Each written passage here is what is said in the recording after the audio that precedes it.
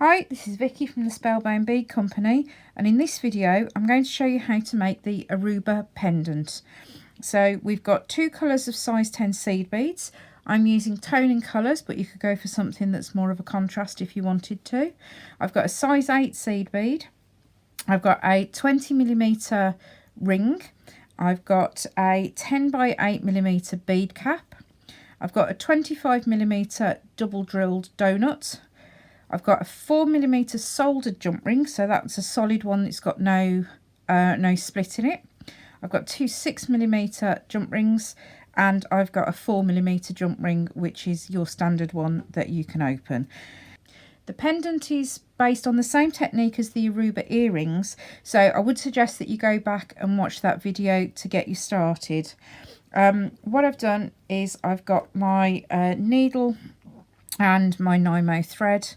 I've tied the thread to the 20mm jump ring, and then I've done the first two rows of brick stitch, which are done in exactly the same manner as the earrings. So I've moved the pendant out of the way, and I can show you how to do the rest of the pendant. So again, we're working in circular brick stitch, and I've got the two inner rows of the pendant, so I'm going to start with the row of size 8 beads. Now don't forget, when you're starting brick stitch, your first stitch is always 2 beads on the needle. So we'll come back up through that second bead we've just added there, and this time we're going to put a single bead in each stitch, and we're going to go all the way around the ring.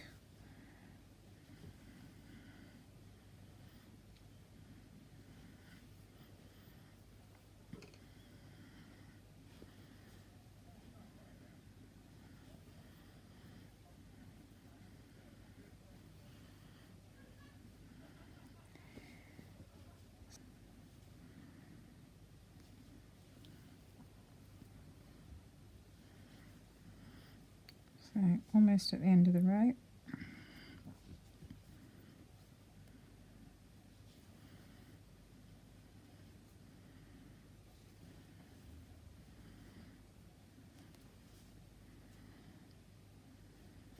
Okay, so now we've got to the end of the row, we'll connect the last bead with the first bead.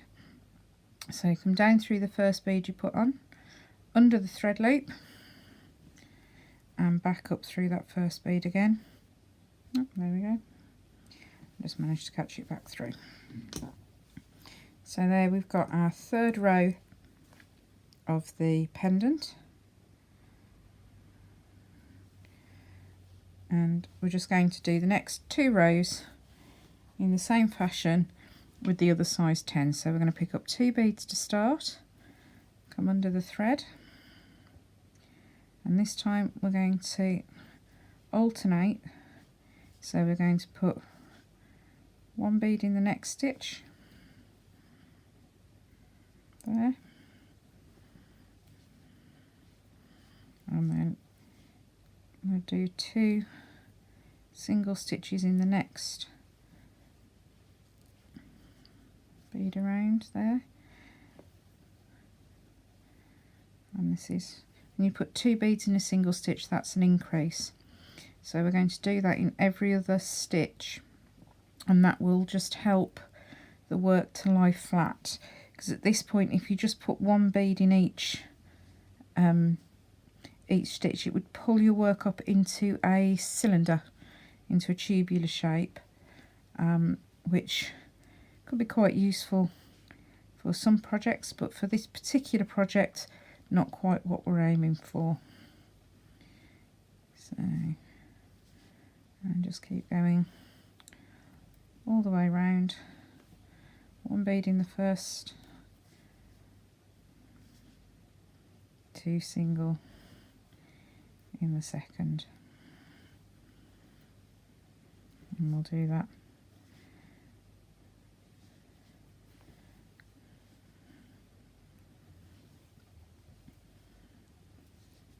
all the way around until we get back to the start.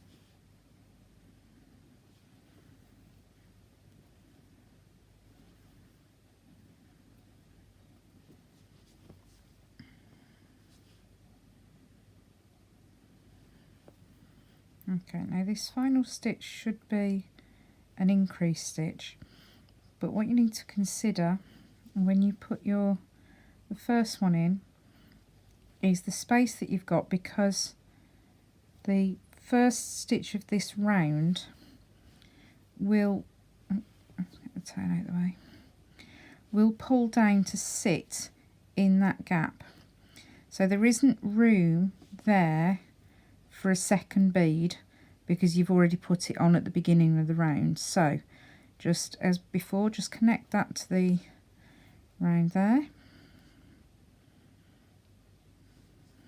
like so, and that's your first teal round there. So what we're going to do is we'll do a second teal row, and this time you're going to do your first stitch with 2, as always with brick stitch, and then the increase sequence this time is going to be 2 single stitches and then a double stitch, a pair of beads, and this will mean that your beads will lie flat and won't ruffle. If you did the same increase pattern as on the row below, then there'd be too many beads to fill the spaces, and you'd end up with a ruffled shape, which isn't what we're looking for with this particular design. But it's handy to know because it might be something you want to use on a different project. So we'll do that all the way around, and I will see you when you get to the end of the row. So just put the last few stitches on this final round,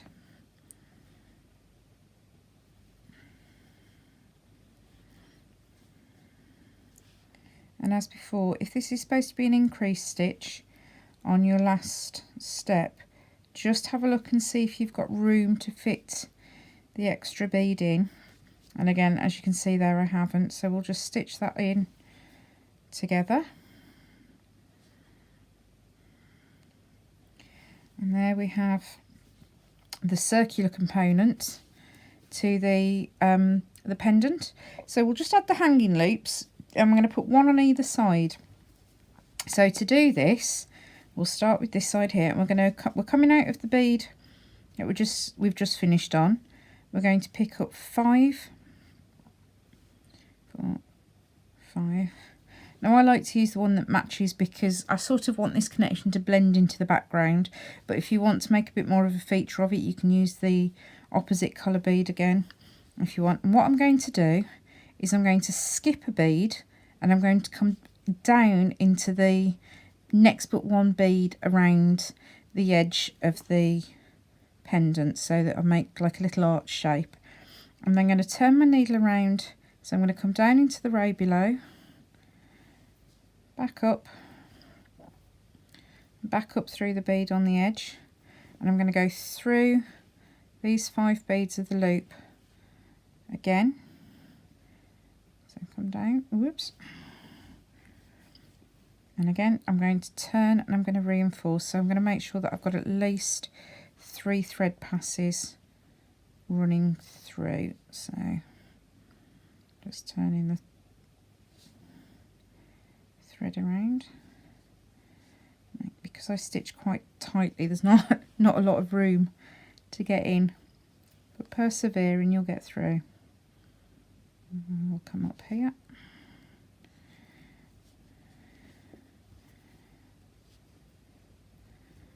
and we'll come down, and we'll come down through there.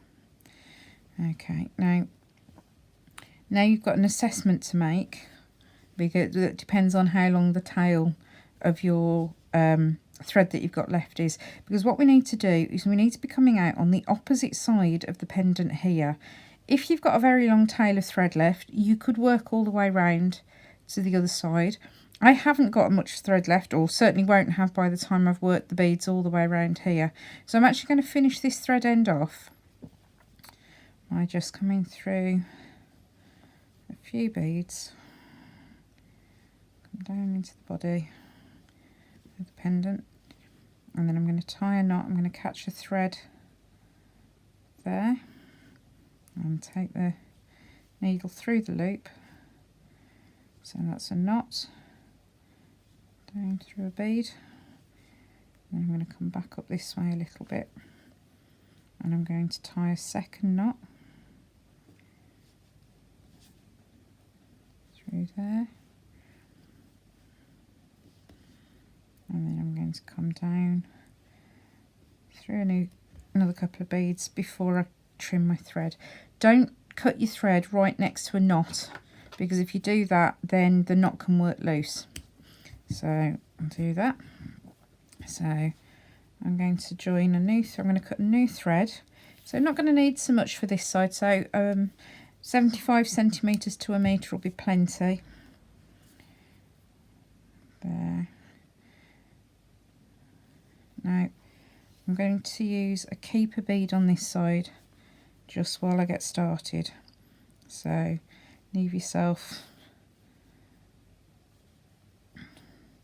7 or 8 centimetres on the end, just so that you've got enough to work your tail back in. And now we need to make sure that we're coming out directly opposite where we're going in. So we're going to work our way up through, and it's actually better to do this by eye rather than counting, because if it's off by a bead but it looks right, then it will look right when it's hanging. Whereas because occasionally you get a bead that's a bit fatter or a bit thinner, whereas if you actually count and go, oh no, that needs to be here, and it's completely off center, it will be really obvious when you're wearing the pendant.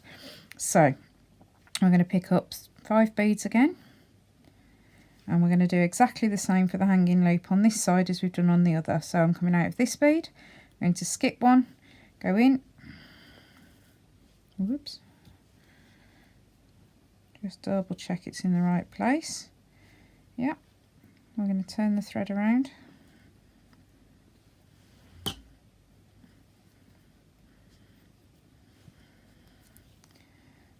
and up, and then reinforce. Now these connections are quite important, because the weight of your tassel and the weight of the whole pendant are going to hang off these 2 connections, so it's important that they're strong, so that you've got plenty to work with. Okay, whoops, there we go, and back up this side.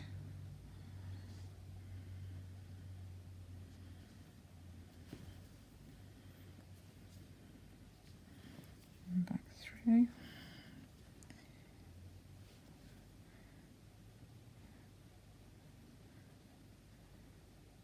There we go, and then we'll finish off this thread end in the same way as before. So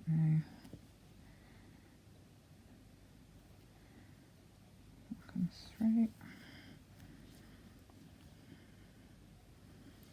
tie a knot,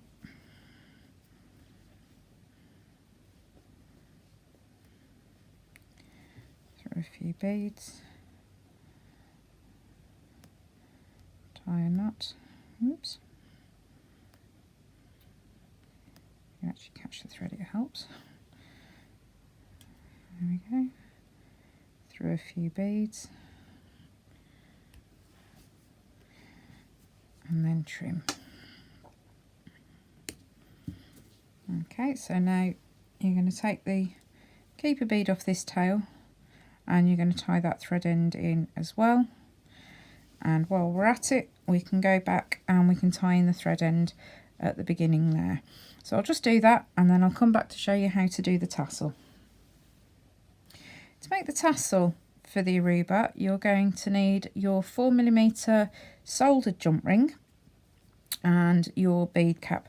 Now, if you can't get your hand on a soldered jump ring, you can make a tassel with an ordinary 4mm jump ring, but you need to make sure that you have got it completely tightly closed before you start the tassel, so you've got no gap for your thread to slip through. If you can put a spot of either clear nail varnish or PVA glue over the join as well, then that will just help to make sure everything's nice and secure. So making the tassel is quite straightforward. It's a similar technique to ones that we've done on previous videos. So I've got my needle and thread, and we're going to start by tying the 4mm soldered jump ring onto the end of the Nymo. You want to leave yourself a reasonable length tail here, because you are going to have to finish this off in the tassel. So don't leave yourself a squishy little bit of thread, because you won't have enough to do that with. So I've just tied a double knot there, and then I'm going to tie a single knot on the top. So there we go. So that's nice and secure on the end of the thread.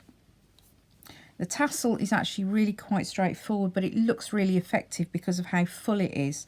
So we're going to come through the bead cap, through the hole there, so from the outside to the inside, and then we're going to pick up 35 of the tassel beads. So I'm using the teal to echo the outside edge of my pendant ring, but you can use the turquoise, you can use a combination of the two.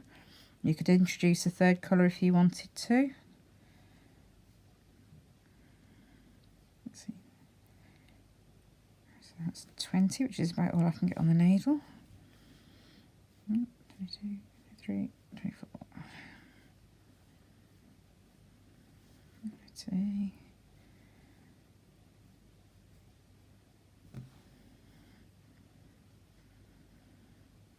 10, 35.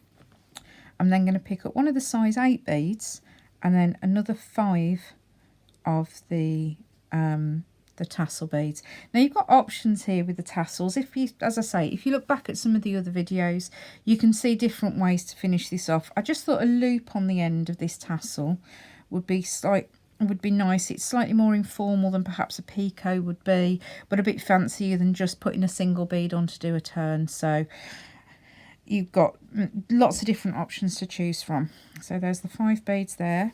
So I'm going to turn back through the size 8 seed bead, and then through all of the beads that are above it, just like this. So, and we're going to come all the way back up to the top of the strand. So I'm coming all the way up, and I'm going to go through the hole on the top of the bead, back in the bead cap as well. So hopefully we can see that I'm coming out through the hole in the bead cap. And come all the way up, and then I'm just going to hold at the bottom, and I'm just going to adjust the tension there, but just by pulling on the working thread so that the tassel hangs nicely. You don't want it to be too solid, because then it won't swing. But you don't want it, so you want it so that when it hangs you don't see any thread. So to start the next strand, what we're going to do is we're going to come through the jump ring here, and we're going to go back through the hole in the tassel, in the bead cap, in the tassel top, and we're going to put on another strand. So 35, a single size 8, and then 5 of the beads to turn, and all the way back up again. So, and we'll do that 10 times in total, so that we end up with a nice full tassel. So here's one that I prepared earlier in true Blue Peter style. So this one's got 9 strands on. So I just need to put the last one on. So turn through the jump ring, come down through the hole in the bead cap. Now this is going to start getting quite full of thread and a little bit tight, so just take your time and come back down through. Try not to catch any beads at the top if you can. If you get the odd one, it's not the end of the world, but it might just throw one of your tassel strands out slightly, so it sits slightly skew. So there we go. So as before, we're going to pick up 35, size 8, 5 more, and then we're going come back up through the size 8, all of the beads above.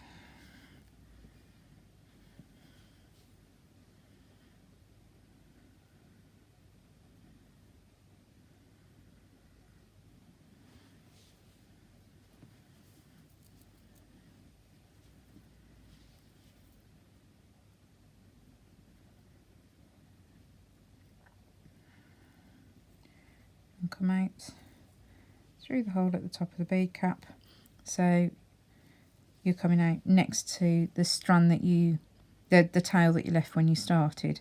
So what we're going to do to make this tassel nice and secure is we're going to tie these two ends together. So we'll do a double knot there, and we'll tie a second double knot just for look. Then what you need to do is you need to end your tail threads. Now to do this, we're going to come back inside the bead cap, and if you can, just go down through a few seed beads down one of the strands. So just come down through a few there, and then you don't need to worry about tying any knots in the strands here, because you've got that nice secure knot at the top. Now be very careful here when you've got the scissors, you don't cut through the strand by accident or one of the other strands. So just make sure it's all held out of the way. I'll trim that one off, and then we'll thread the needle. Oops. And we'll do the same on this end. So back down through the bead cap, down through a few beads at the top of one of the tassel strands. There.